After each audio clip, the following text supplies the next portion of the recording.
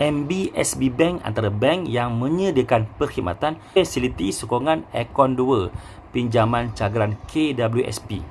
Baik, melalui MBSB Bank yang kita boleh buat pinjaman ataupun pembiayaan dan cagarkan ke KWSP, ini adalah kadar pembiayaan tersebut, iaitu base rate PR plus 1.75%.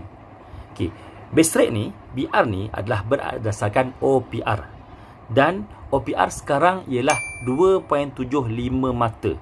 Maka kadar sekarang ialah 2.75 campur 1.75 bersamaan dengan 4.5%. Inilah kadar semasa kalau kita apply pembiayaan yang dicagarkan dengan KWSP ini melalui MBSB Bank. Baik, jadi ini pula ialah simulasi pengiraan untuk pembiayaan berjumlah RM50,000. Tahun pertama bayar berapa banyak? Bayar RM187.50 sebulan. Kemudian pada bulan ke-13 selama 9 tahun bayaran sebanyak RM564 dan pada bulan terakhir bayarannya ialah RM551.04. Baik, total bayaran ini berjumlah RM63,149.04 dengan andaian kadar ini tidak berubah sepanjang 10 tahun daripada sekarang sampai 10 tahun akan datang. Tapi ingat, OPR akan ada naik, ada turun dan barangkali naiknya sangat-sangat tinggi selepas ini. Baik, jadi dalam pembiayaan patuh syariah, mereka menggunakan kontrak tawaruk. Dalam tawaruk berlaku jual beli komoditi yang ditetapkan kadar keuntungannya dah fix dah, iaitu 15% sebagai harga shilling.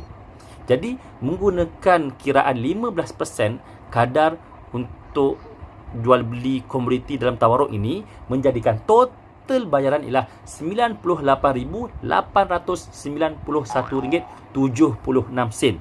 RM98,000 ini berdasarkan 15% kadar keuntungan. Ia menjadi kadar shilling dalam pembiayaan ini. Baik, soalan saya, berbaloi ataupun tidak? Okey, untuk menjawab soalan berbaloi ataupun tidak, kita tengok pihak-pihak yang terlibat dalam menyediakan fasiliti ini. Yang pertama iaitu KWSP sebagai yang memegang dana yang menjadi cagaran oleh pencarum kepada bank. Baik.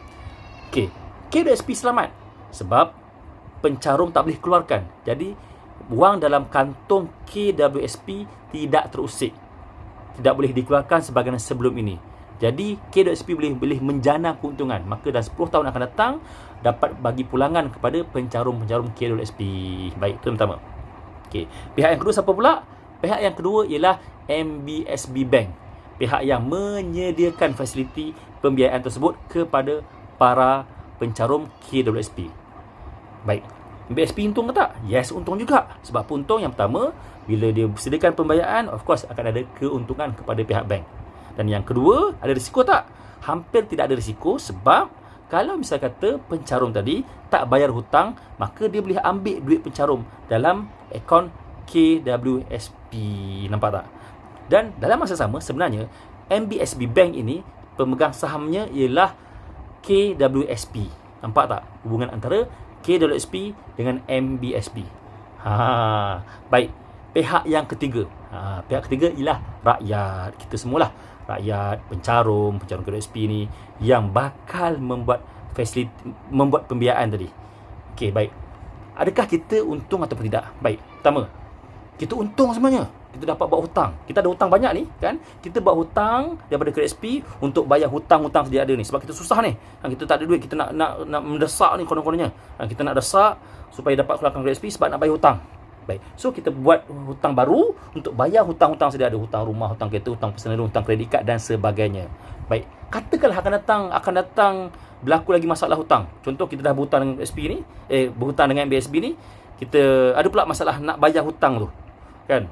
Jadi kita mungkin boleh cadangkan kepada pihak kerajaan untuk sediakan skim fasiliti yang kedua pula, kan? Buat sekali lagi. Untuk apa? Yang kedua kali ini adalah untuk bayar hutang yang pertama tadi.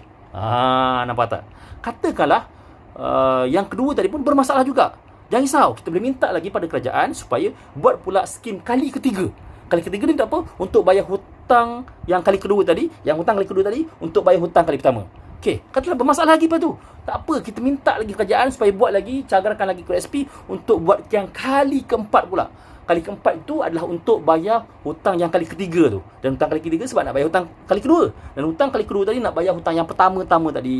Baik, kalau berlaku lagi itulah yang proses yang akan berulang sehinggalah Abang Jamil sampai Abang Jamil mampu.